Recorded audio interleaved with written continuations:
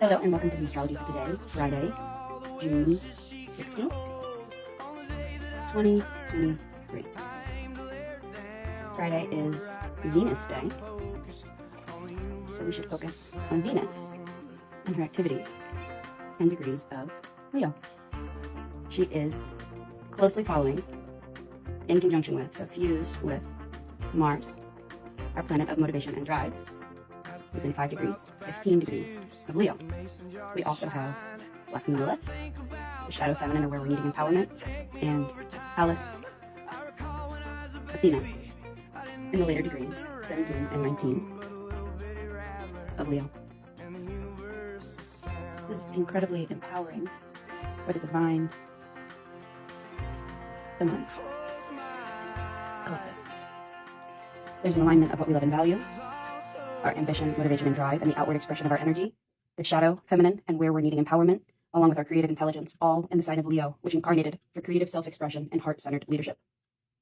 We're releasing blocks to our creativity, ways where we've let the opinions of others keep us small. All the above are in Leo, which answers to, which is 24 degrees Gemini, approaching Juno,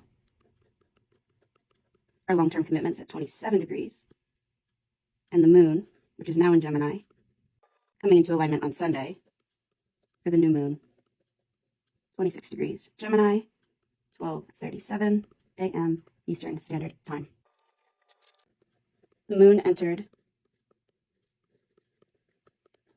Gemini today, which is a master manifester. I have my natal moon and Mars in Gemini, and I can certainly attest thoughts and spoken and written words are extremely powerful under this transit,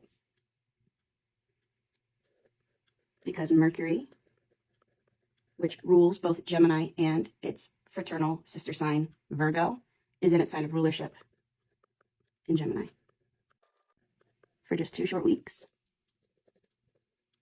where the moon and the sun, our soul's expression, our comfort-seeking, intuitive, emotional nature, and our logical conscious minds, all in Gemini, which incarnated to disseminate knowledge and communicate. Back to Venus, the star of the show today. So Venus rules the signs of Libra and Taurus. Libra isn't a focus right this moment, but will come into play in July when the South Node leaves Scorpio for Libra. Our karmic lessons will be focused on components of the ego, involving ways in which we give to receive, overgive, losing our identities or parts of ourselves in others, especially relationships and one-on-one partnerships, including those with bosses and work. Since we have a few placements in Taurus, we'll focus on Taurus for a moment. We have the North Node of Fate and Destiny now at 2 degrees. As it approaches, it'll be opposite the South Node always. So just as the South Node is in 2 degrees of Scorpio approaching Libra, the North Node is at 2 degrees of Taurus approaching Aries, where we'll be more focused on putting the self first. It is still, the North Node of Fate and Destiny is still fused with Jupiter, our planet of luck, wisdom, and expansion, which is at 6 degrees of Taurus. This is a tight conjunction, so the two are working hand in hand, and they have been ever since May, when Jupiter first entered Taurus. Later on in the sign, we have Uranus, the planet of revolution and sudden change, now approaching 21 degrees. It's still at 20 degrees, but approaching 21 degrees of Taurus with Vesta. Vesta electrifies at 27 degrees. These two are also fused together, working closely together. 1, 2, 3, 4 major placements in Taurus brings another emphasis of energy, not only in Leo, not only in Gemini, but also still in Taurus, focused on our money, resources, our food, and our values. These transits, especially with Jupiter and Uranus here, are revolutionizing, changing our approach to abundance, helping us shift from a lack mentality. Since Neptune was discovered long after Venus and doesn't have a day of the week associated with it, since all of the weekdays had already gotten their names and planetary associations, you can also celebrate both Neptune and Pisces energy. What did I just write there? Neptune and Pisces energy on Fridays. Neptune is 27 degrees of Pisces, also in its sign of rulership. So anything else in the sign of Pisces, including Saturn, our planet of karma and time that teaches us accountability and responsibility through restriction, is in the sign of Pisces, answering to Neptune. Now, tying this all together, we need to look at the aspects involved. So Mercury is in Gemini, forming a sextile, which is a benefic 60-degree angle, supportive angle to Venus, what we love and value, with our motivation and drive, healing those wounds to creativity and open heart expression, working together with our logical conscious minds in rulership in Gemini, communication. It's bringing more charisma, it's bringing more confidence, and it's bringing more diplomacy, especially with our words. We also have this same Mercury forming a square to Saturn, which is about to pop off retrograde tomorrow, 7 degrees of Pisces.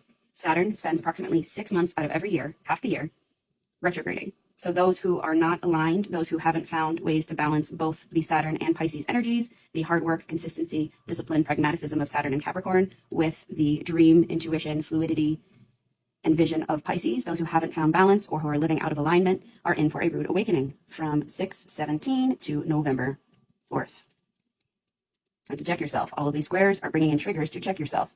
So this square to Saturn, this are karmic lessons in Pisces, karmic lessons around our boundaries, ways that we overgive or maybe we abuse the power that we're in and take advantage of others.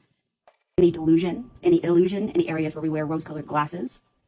All of those are presenting opportunities for us to realign and align with authenticity and personal transformation. Saturn is working with Jupiter and the North Node, which is at 6 degrees of Taurus, and the North Node at 2 degrees of Taurus, remember, working together. So Jupiter and the North Node of Fate and Destiny, expansion and Fate and Destiny, fused together in an Earth sign, with Uranus, the planet of sudden change and revolution, and Vesta electrifying, also in that same Earth sign. So wild weather, Fate and Destiny received through wild weather, working with Saturn, about to go retrograde, Saturn in a water sign, Pisces, with Neptune, planet of the sea, planet ruling the sea, in Pisces. We could see flooding, especially businesses that haven't. Pluto in 29 degrees Cap, now retrograde, and about to go back to Pluto 0 degrees Aqua in 2024. If you haven't evolved with the times, Aquarius, adapted to modern technology, backed up your data in some sort of electronic fashion so that it is flood-proof. Fire seems to be a major theme as well. We saw the Canadian wildfire. We saw how the weather, those weird weather and air patterns, bringing that smoke to different areas, impacting the health in those areas. I live in the Philadelphia area where a oil truck, some sort of tractor trailer, caught fire, creating a bridge explosion, and now a whole section of I-95 is shut down both ways because the bridge on the other side was also compromised. We are seeing, there's a big fire in media recently, also in the Philadelphia area, suspected from somebody throwing a cigarette out the window during a fire emergency condition where it was very dry and winds could spread fire very rapidly. That was while I was in Nashville. All of this is playing with karma, delivering it to us either via fire or either via flooding. I do think as Pluto now is back in Capricorn, Pluto in Capricorn, Capricorn's planetary ruler is Saturn. So there are ties to this transformation and this karma being received through the economy, 29 degrees of Capricorn, affecting big business, affecting economy, exposing corruption via the media. Gemini, Pluto also working with Neptune. This is forming a sextile. So Pluto and Neptune working together, bigger floods. While Neptune is also sextile to Vesta and Uranus in Taurus, more wild weather impacting those floods. Perhaps we'll see an earthquake or some sort of volcanic eruption from tectonic plate movements that creates massive waves or typhoons, or we have big storms potentially that create flooding and deliver karma, awakening people through that way. We have all of this while Venus, what we love and value, is both opposite Pluto, coming out of opposition today, square the nodes of Fate and Destiny and Jupiter. When Venus is square Jupiter, watch out for, especially in the signs that they're in, Taurus and Leo, watch out for overindulging, watch out for overspending. What's happening up here with the Venus, Mars, Black Moon, Lilith, and Pallas Athena conjunction, quadruple conjunction in Leo, is forming with Pallas here at 19 degrees of Leo an exact trine, working in the same energy harmonic flow with our deepest core wounds, Chiron, 19 degrees of Aries. This is bringing up triggers, especially in our Venus relationships, as to our core wounding and feelings of being enough. Now for the numerology. 6, 16, 20, 23. We have 6 plus 1 plus 6 plus 2 plus 0 plus 2 plus 3. So we have 6, we have 7. 6 carries the energy of Virgo, which while not a major player right now, we do have our next Mercury retrograde in the sign of Virgo on August 23rd to September 3rd. So stay tuned for that. This is the number 7 twice, which is associated with Libra and Venus. And all of this adds up to 20, which reduces to 2 plus 0 equals 2, which carries the energy of Taurus. And again, Venus. 2023 is a Venus year. So stay tuned for more videos about Venus.